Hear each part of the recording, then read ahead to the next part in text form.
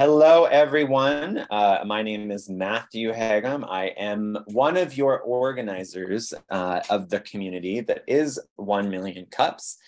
So we're going to go ahead and dive right in. What can you expect today? Well, today we're going to do coffee and conversation, which we just did technically, I guess. I guess that was a lot of me talking, a little bit of you conversing. But now we're going to go into espresso round presentations and then espresso Q&A. And then we'll move into conversation in the breakout rooms. And so what is an espresso round? Well, an espresso round, just like it sounds, is a shot of energy, right? So you want to come to the table with something that you're excited about, right? Now, granted, we don't expect you to be perfect in your sharing, but let's say, for example, you have a new project, you want to share it with the world.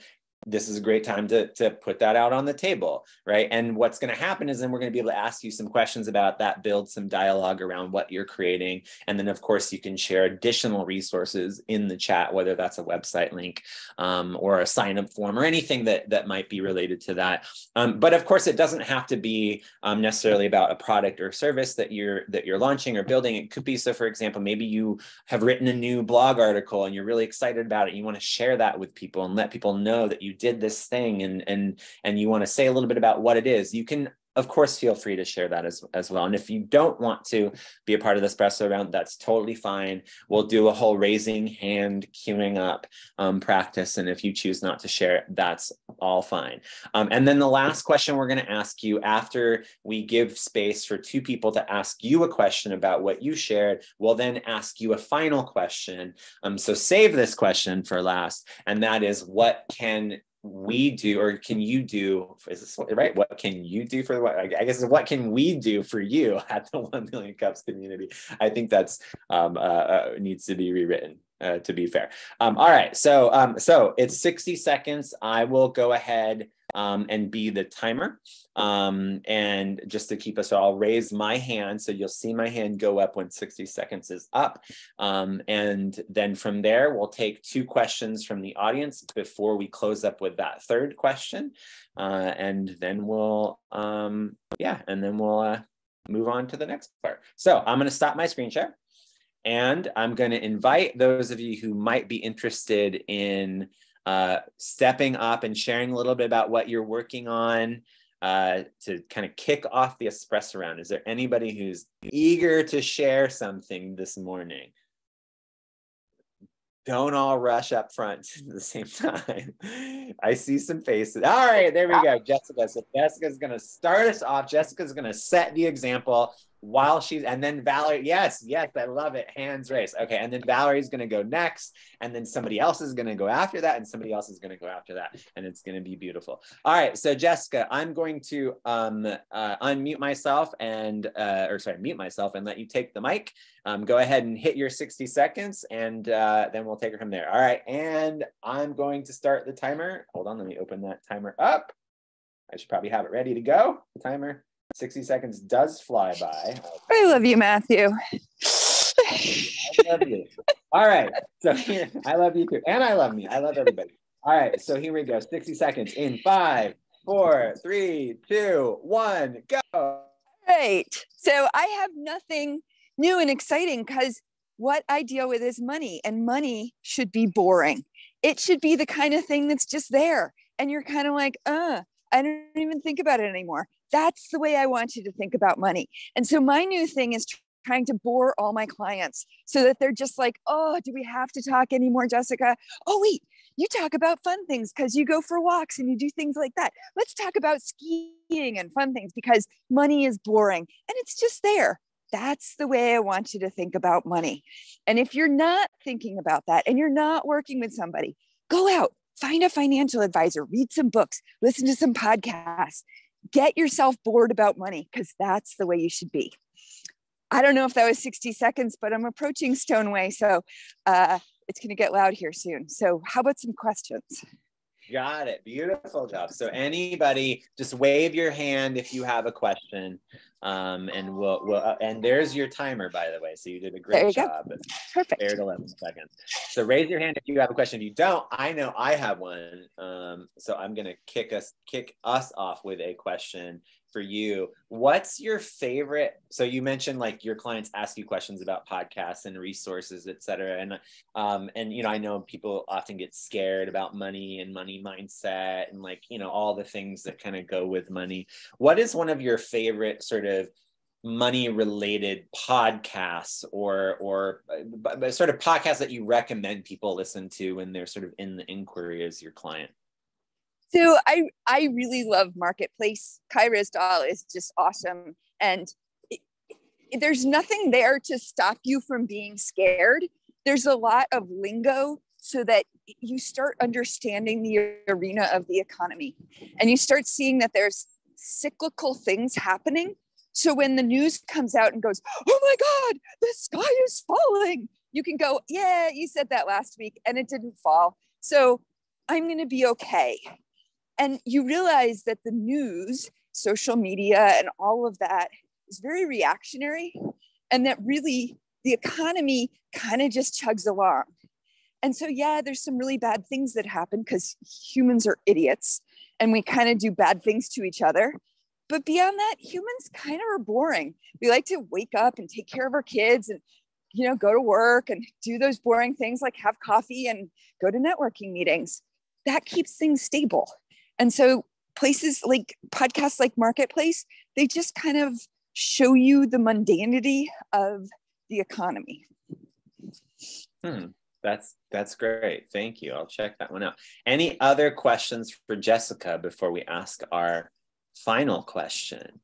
And Shika, I see you. Go for it. Hi. My question is, what is the, when you're saying that, you know, money is boring, what is the kind of transformation you're expecting your clients to have by believing that money is boring? It's not that money is boring, it's that money should be boring in your life. So when people are like, I am a financial advisor. When people come into my office, they go, so how can I make a lot of money? And I'm like, well, you're asking the wrong question.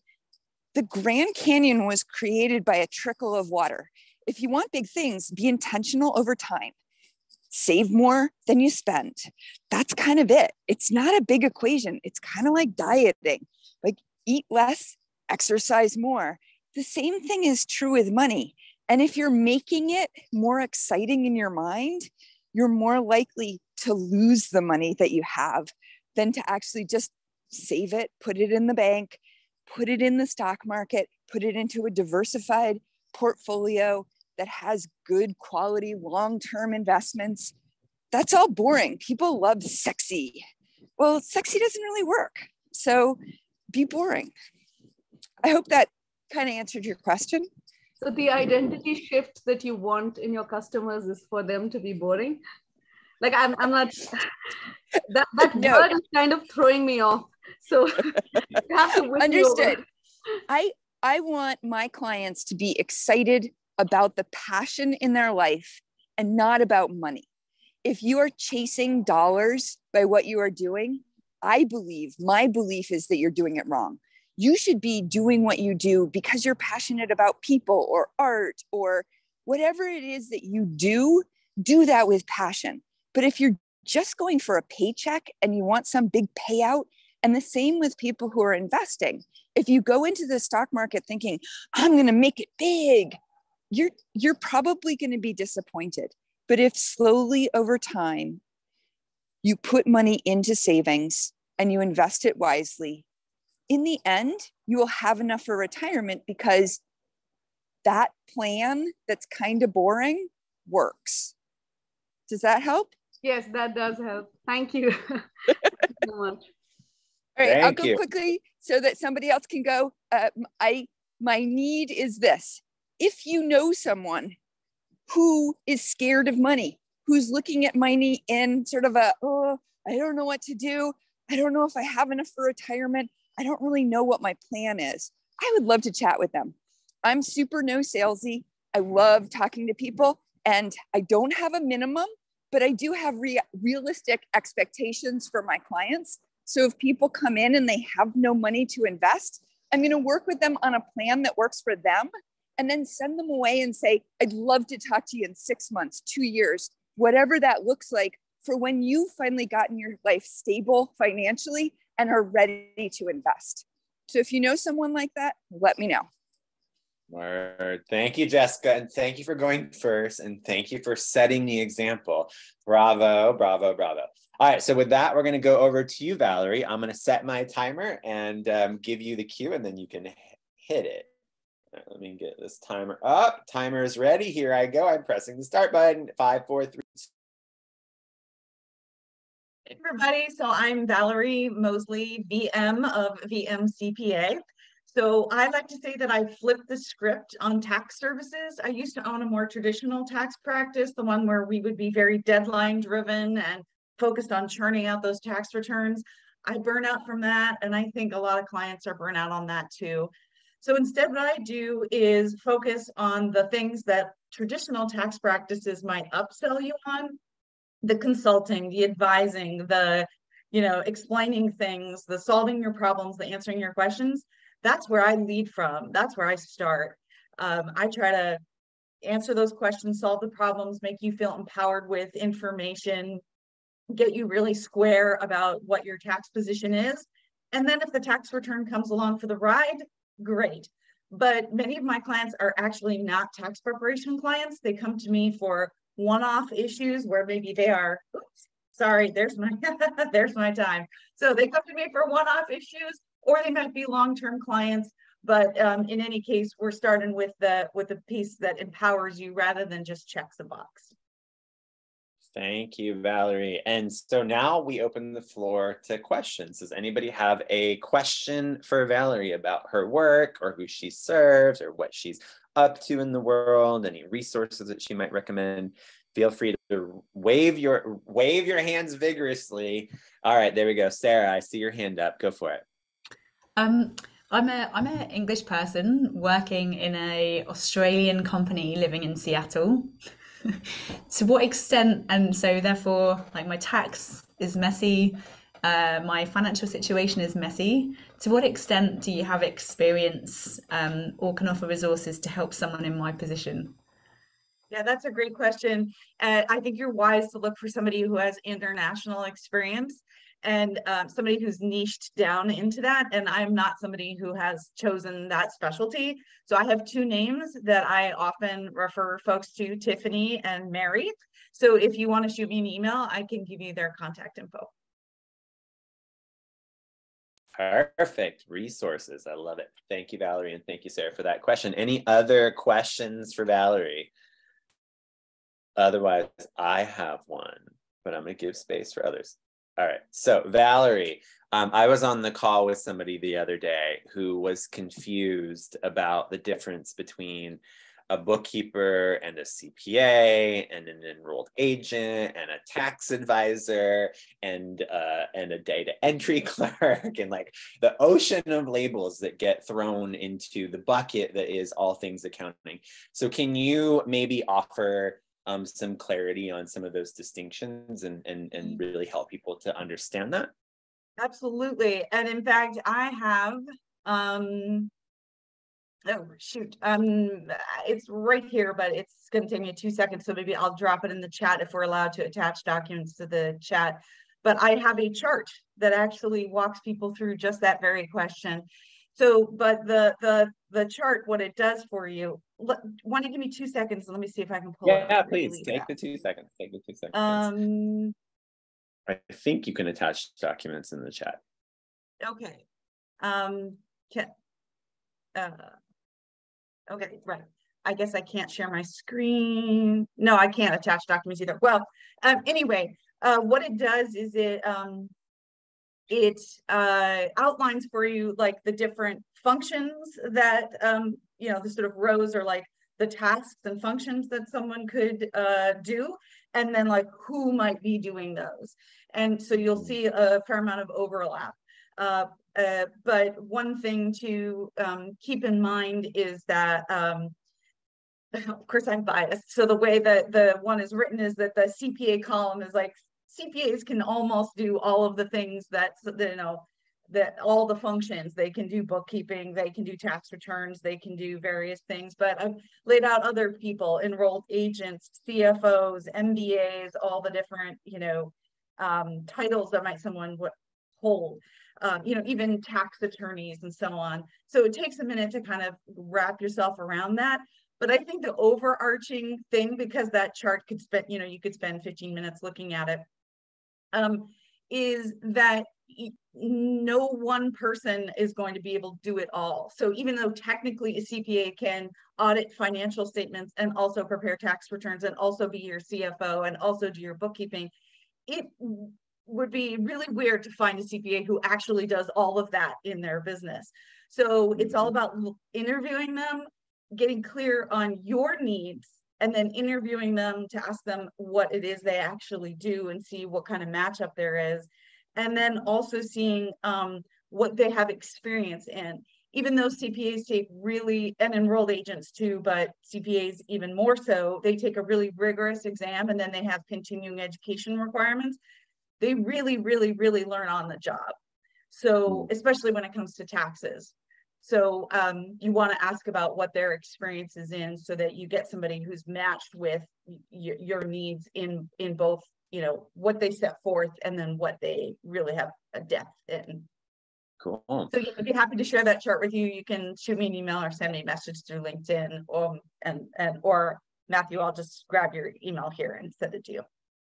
Please. Yeah, thank you. And 'tis the season to hire accounting professionals. So hire the right one is the moral of that story, not the wrong one.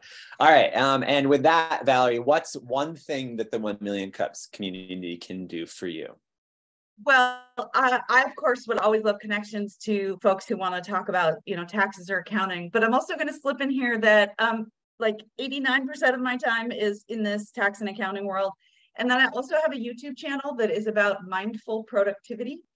So I'm just going to drop the YouTube channel link in here.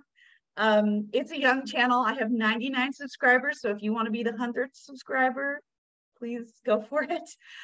Check out the channel. It's fun. It's a little hobby for me right now, but I'm a nerd for all things productivity, but not in a prescriptive kind of way, but in a mindful, you do you kind of way. So thank you, Valerie, and congratulations. I am your 100th subscriber. I just crossed that barrier. So yay for us. All right, so thank you, Valerie, for another great example. Up next, Lawanda. Lawanda, I'm going to set my timer. Nice to meet you. This is the first time I'm seeing you in the space, so welcome. I'm going to set my timer, give you the cue, and then we'll have you share, all right? 5, 4, 3, 2, go for it. Hello, everyone. I'm Lawanda Jones. Well, about me is I personally love encouraging, empowering people to move forward in whatever it is that they are into. So because of that, this year I actually started 2 businesses. One with my husband. We are a moving company, so we move people literally. And then on the other hand, I'm in love with coaching. So I actually coach. I'm a life coach.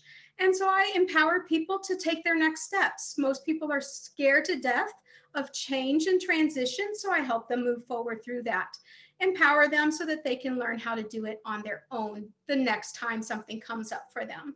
So that's really, literally, in the very shortest way I can say it, about me, what I'm here for. And I'm just hearing about 1 Million Cups on a couple of different occasions from probably 2 or 3 different people.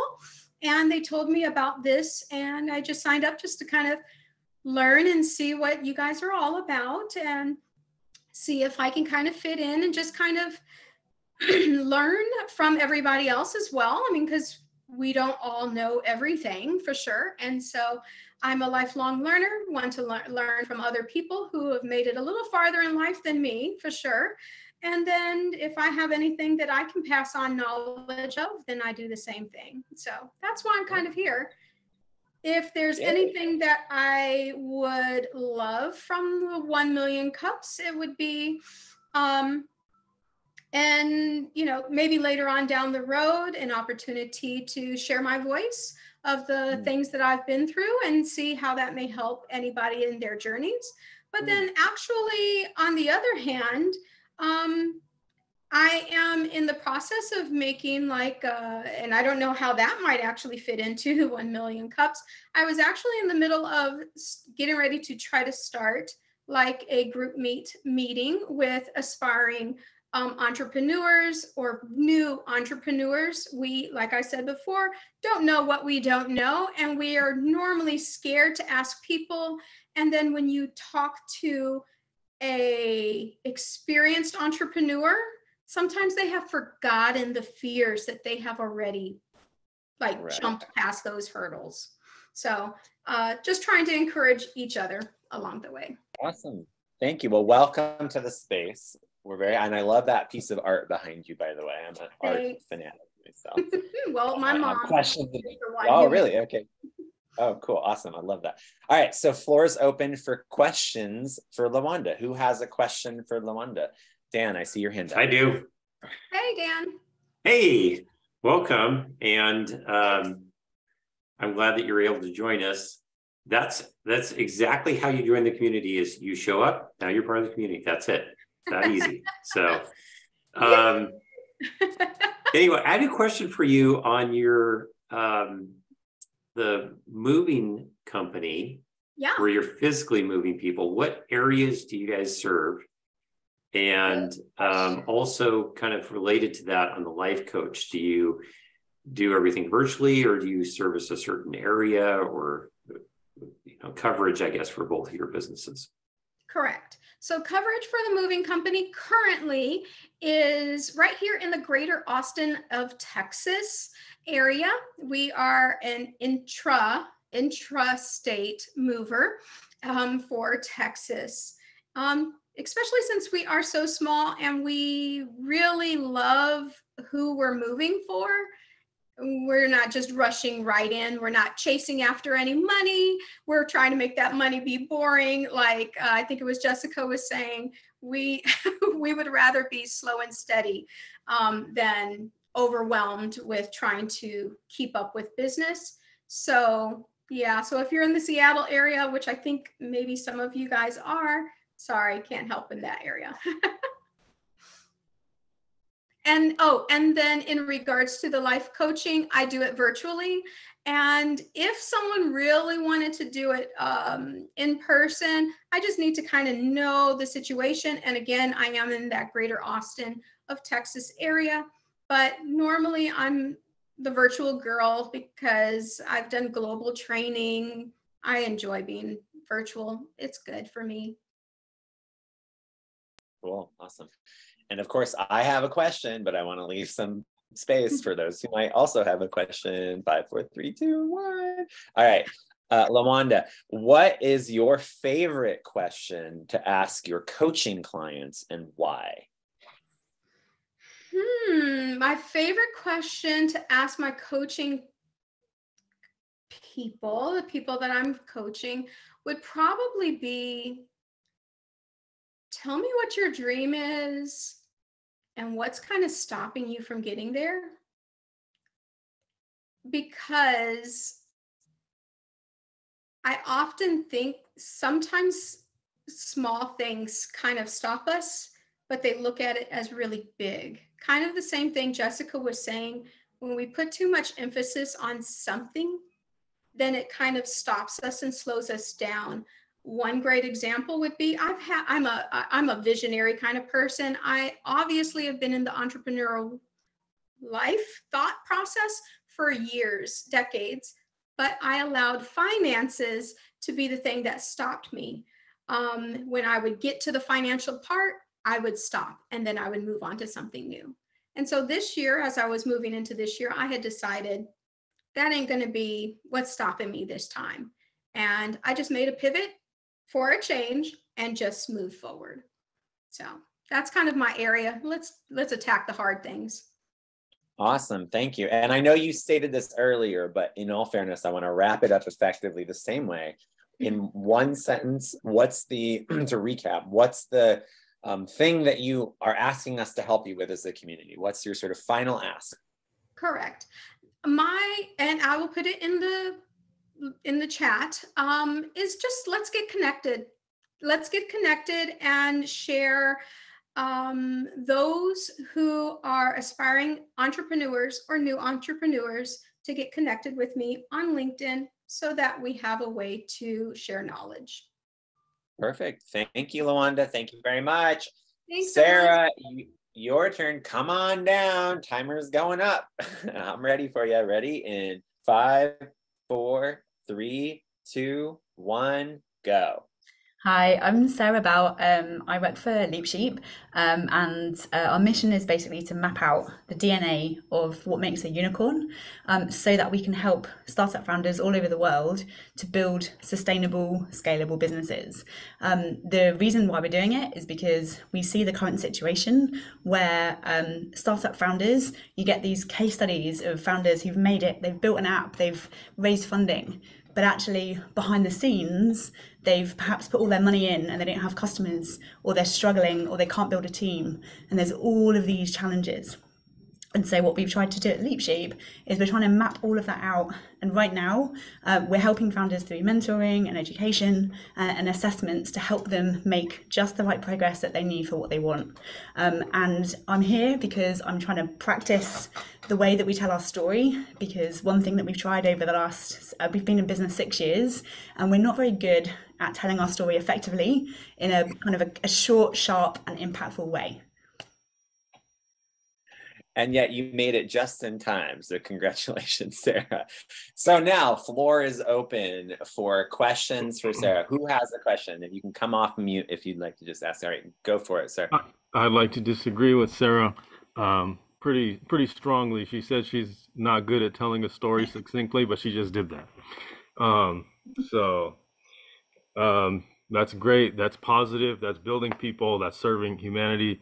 And that's helping others to succeed. And actually, that's one of the reasons I've been coming here. I think this is my 4th week now, and I hope everyone can hear me clearly. Thank you. So basically, I'm an IT guy. I've been doing IT for a long time, but I've been called upon a lot to do marketing, and that's where I'm very strong there. I had no idea. So I've kind of gone from nose guard to cornerback, and I didn't know that was a position I'd play well.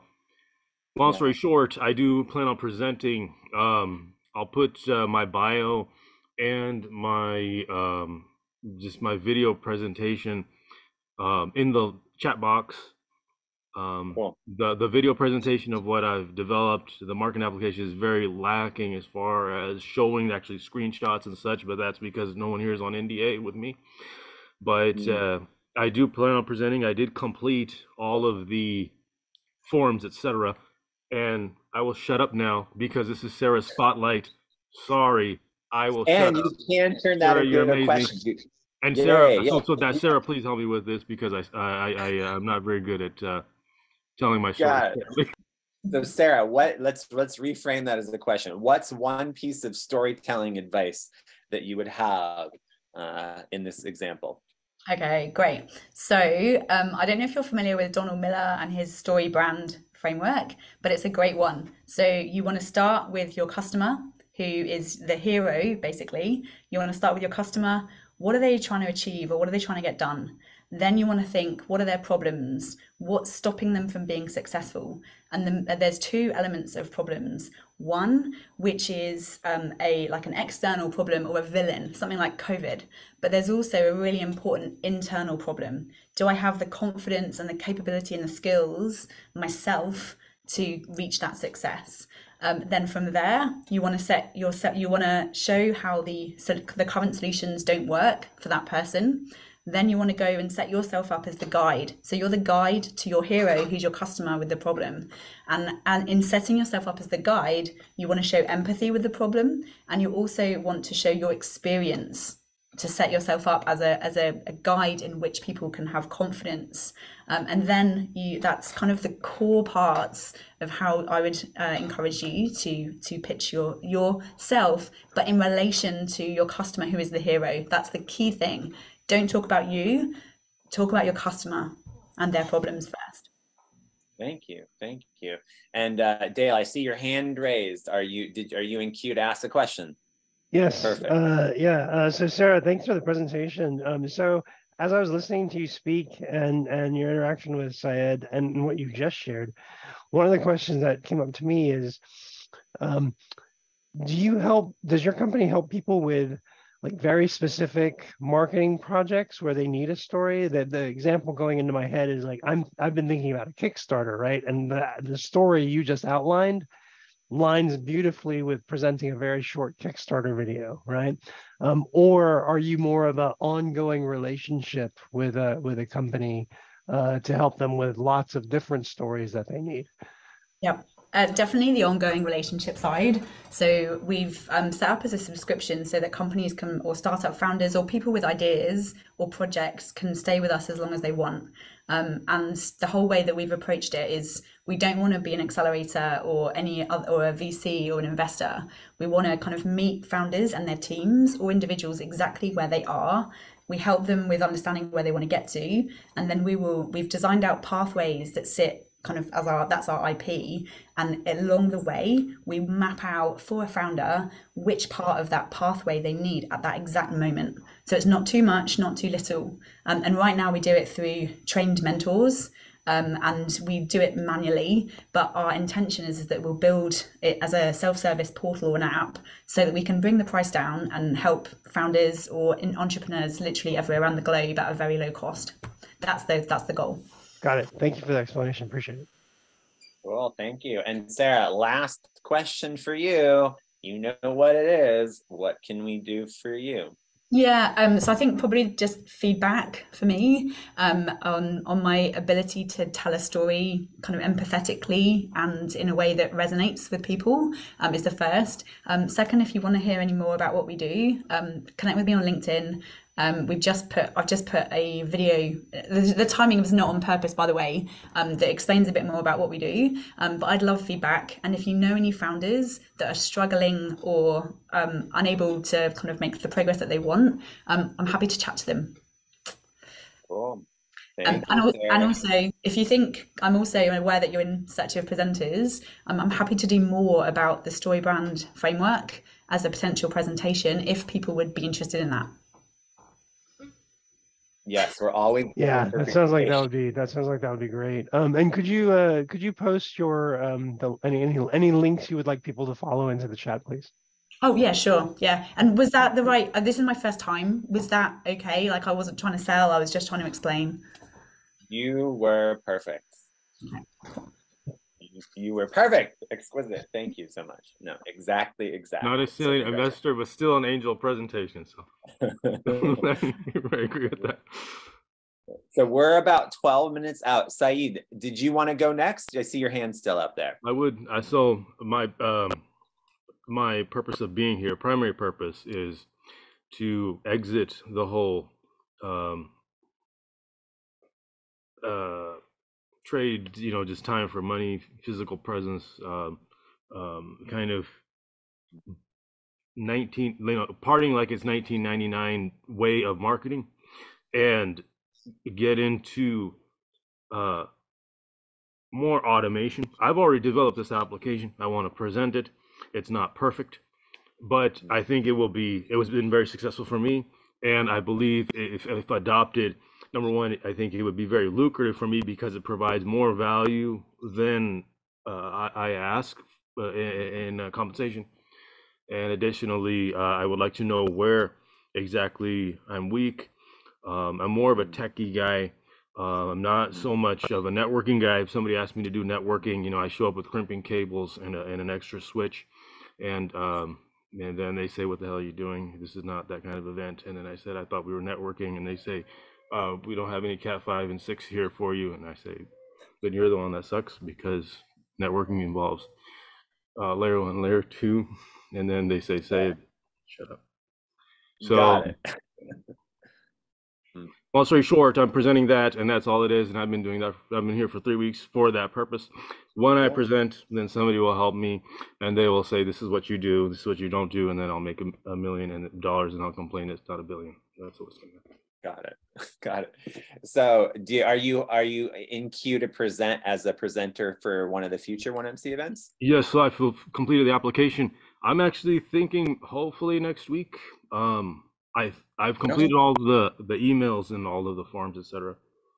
Good. Okay, got it. So then we will save our questions and inquiry for you for that, so that we can move into our next space. All right, my friend?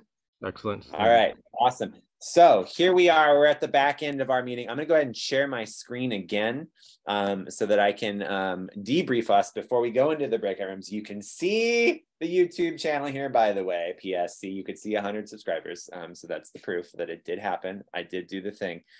So now we're going back to the slideshow here.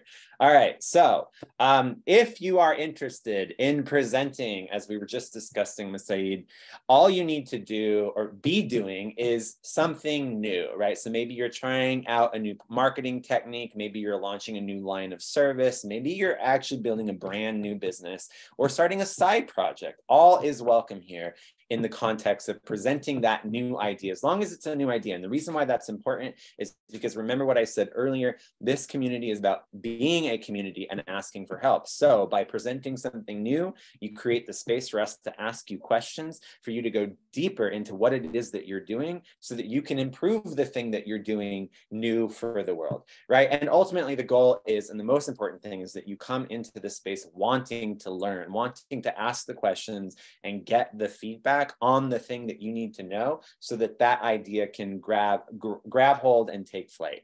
So please plan to present if you can. And with that, next week, as I said earlier, we are in person at Expansive. So we encourage you, if you're going to be there physically, please grab 3 friends, throw them in the back of the car. Say, you're coming with me. Don't tell them where they're going, right? Just throw them in the car and then go. And then they'll be pleasantly surprised to discover an amazing community of people at 1 Million Cups. And there might also be donuts and coffee, right? So it's like a triple win for everybody. But if you can't come physically, of course, you can still be there virtually. You are welcome there. We do, as I said earlier, we do everything we can to make sure that that space is as collaborative between the virtual and the IRL, as they say,